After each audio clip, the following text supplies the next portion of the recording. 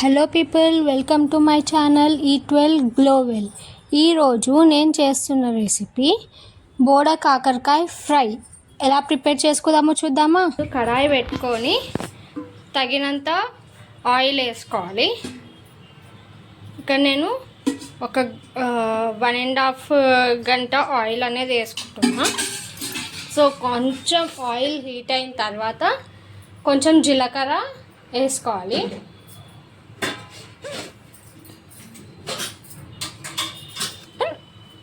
కొంచెం జీలకర్ర వేసుకొని మీకు కావాలనుకుంటే మినపప్పు లేదా శనగపప్పు కూడా వేసుకోవచ్చు. ఓకే, ఇక్కడ నేనైతే వేసుకోవట్లేదు. ఇప్పుడు ఇది ఆనియన్ హీట్ అయిపోయింది, జీలకర్ర కూడా ఫ్రై అయిపోయింది కాబట్టి ఆనియన్ వేసుకుందాం. ఆనియన్ వేసుకొని ఫ్రై చేసుకుందాం. కొంచెం మెంతులు,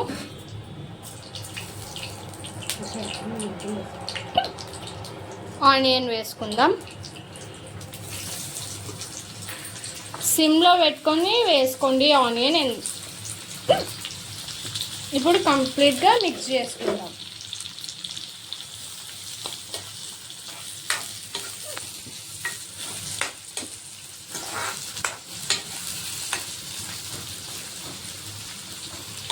ఆనియన్ లైట్ పింక్ కలర్ వచ్చేంత వరకు ఫ్రై చేసుకుందాం. మనకు ఆనియన్ ఈ మాత్రం అయితే చాలు. ఇప్పుడు మనం దీంట్లోకి పసుపు యాడ్ చేసుకుందాం. పసుపు, అల్లం వెల్లిగడ్డ పేస్ట్ యాడ్ చేసుకుందాం.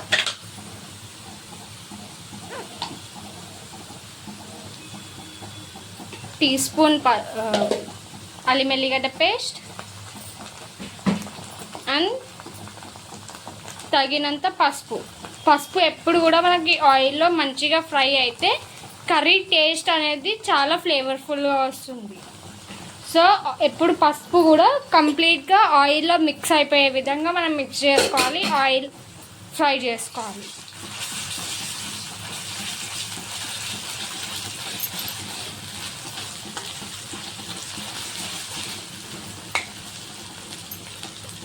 అది వేగినాక పసుపు. ఇప్పుడు మిక్స్ చేసుకున్నాం కదా, అల్లం వెల్లిగడ్డ, పసుపు, పచ్చి స్మెల్ పోయి ఆయిల్ కొంచెం మనకి ఇట్లా పైకి వచ్చేంత వరకు ఫ్రై చేసుకుంటే సరిపోతుంది. సో ఇప్పుడు మనము ముందుగానే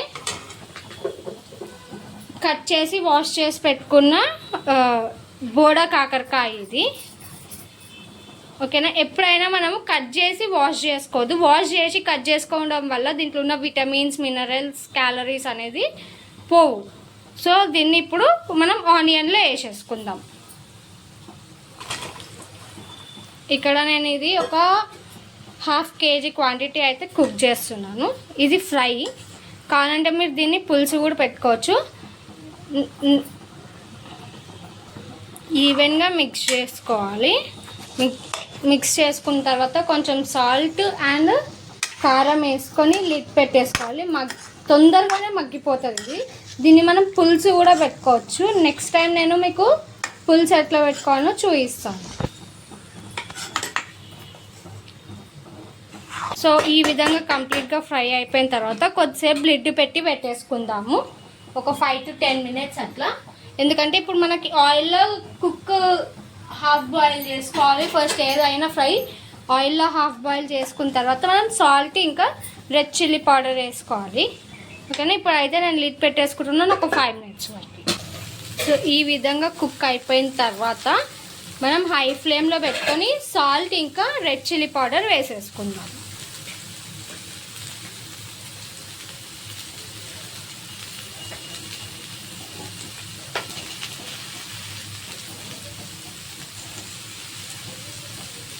నేను యాజ్ పర్ టేస్ట్ వేసుకుంటున్నాను సాల్ట్.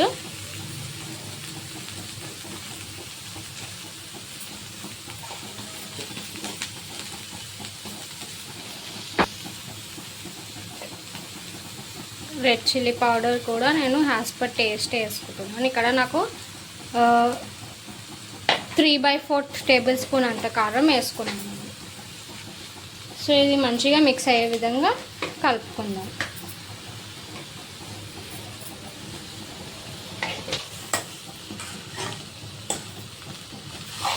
మొత్తం ఈవెన్గా మిక్స్ చేసుకుందాం.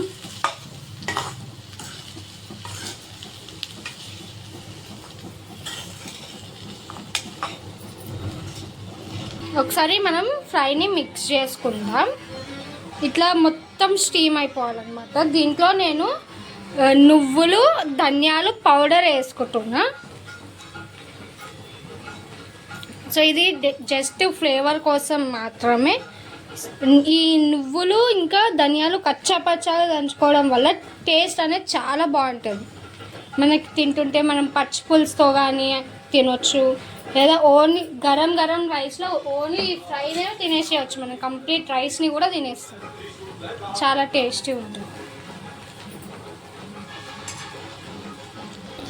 సో మన మెయిన్ ఇంగ్రీడియంట్ వేసుకొని మిక్స్ చేసుకుందాం. దీంట్లో నేను ఒక్క డ్రాప్ ఆఫ్ వాటర్ కూడా పోయలేదు. మొత్తం అదే కుక్ అయిపోయింది. వాటర్ అస్సలు వేసుకోవద్దు. మొత్తం ఆయిల్లోనే కుక్ చేసుకున్నాను నేను. ఇది చూస్తున్నారు కదా, ఇక్కడ మనకి అడుగు కూడా అంటలేదు. ఈ విధంగా మొత్తం ఫ్రై చేసుకోవాలి. గరం గరం రైస్తో సర్వ్ చేసుకుంటే చాలా టేస్టీగా ఉంటుంది ఈ బోడ కాకరకాయ ఫ్రై. చూసారు కదా, బోడ కాకరకాయ ఫ్రై రెడీ అయిపోయింది. ఇప్పుడు స్టవ్ ఆఫ్ చేసుకొని సర్వ్ చేసుకుందాం. స్టవ్ ఆఫ్ చేసి సర్వ్ చేసేసుకున్నాను. బోడ కాకరకాయ కర్రీ ఫ్రై రెడీ అయిపోయింది. గరం గరం రైస్లో మీరు తింటే చాలా బాగుంటుంది.